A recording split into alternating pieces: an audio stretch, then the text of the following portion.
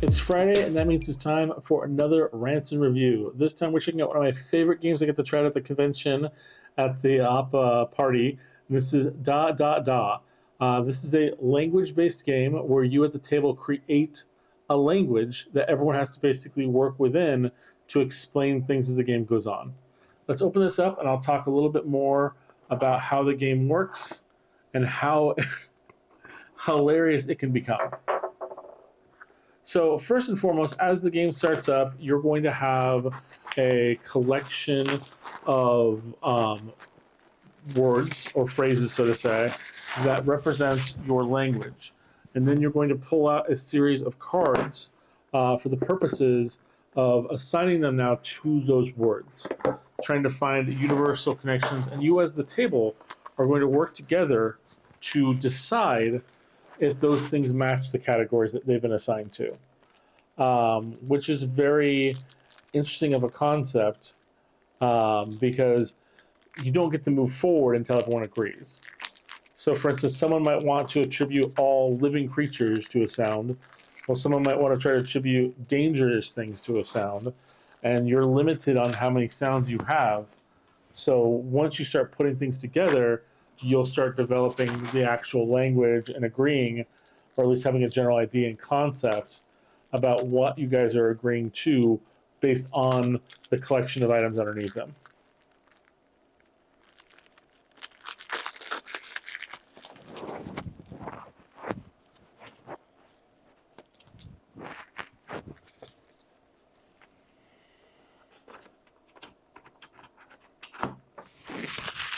Okay. So the way the game works is you're going to pull out, to start, 2 language cards. Sounds, I should say. So you got Zoo and Zop. Now, from that point, I'm not going to go back to the exact rules, by the letter of the rules right now, but just to give you an idea, you're going to pull out several items.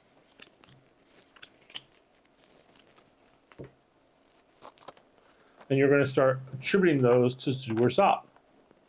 So I might say that all vehicles, all moving things, are Zoo. And all stationary items are Zop.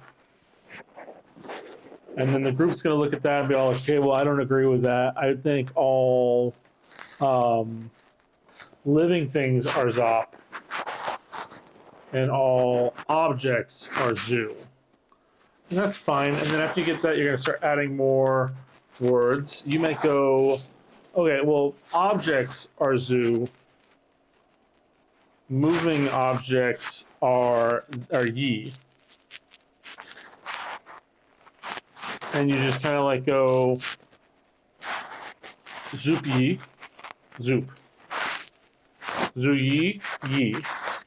And you only can use the language, no hand gestures, nothing like that, to kind of convey the point you're trying to make. Once you've kind of gotten enough language and you've kind of built that out, players will take a card on top of the deck, they'll look at it,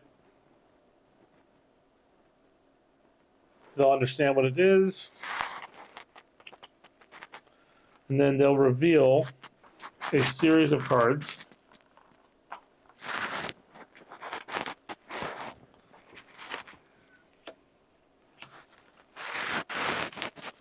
And now they have to convey with a phrase what item the group is looking for. So, for instance, in this one here, I would say Zoop. And you might go, okay, well, if it's Zoop, it moves, right? So that is pretty much everything except for these 2. So you discard these 2. And then you might basically be all like, okay, well, these are all Zoops, but like, do I use more things to kind of convey it? So like,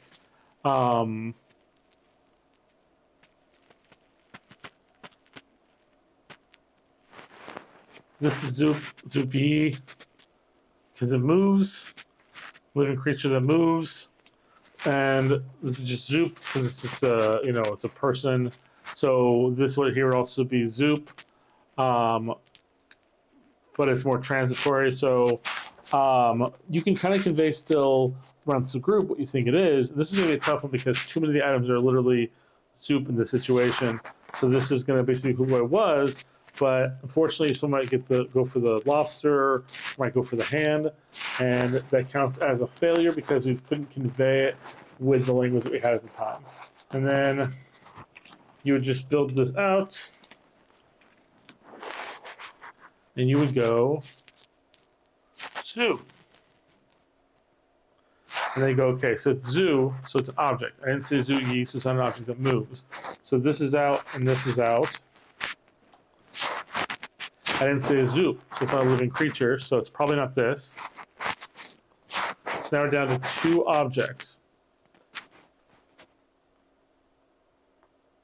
Now, if I had said zoo's up, it'd basically be, okay, this is an object that is used and moved by physical things. If I had said zoo yi, this would be an object that also moves on its own. Or if I had said Usaopoly, it might be an object that moves either on its own or by people. If it's a zoo, it's an object, a person, or a thing that moves. I mean, it's a person that basically stays stationary.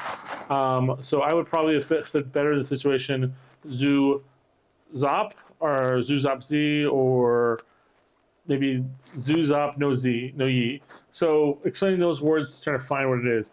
Eventually, as the game goes on, you can build more words, more expression. The language becomes a lot more understood. And then you basically start communicating primarily in that language amongst the table.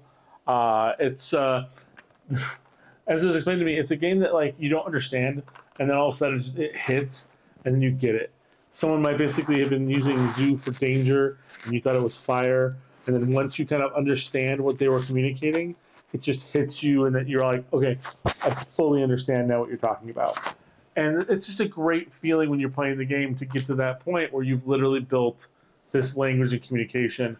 This game is a lot of fun. It's designed for players 8 and up, and for 2 or more players, it can last 15 to 30 minutes. I think that it's so much fun that it should play for more than 15 minutes, personally. I would probably play this for 30 minutes to an hour. It is a lot of fun, and when you add more and more words to it, and you can have more growth to it, you do see a lot more fun. Hope you guys find this fun. Hope you guys see this up for yourself. We'll see you guys next time.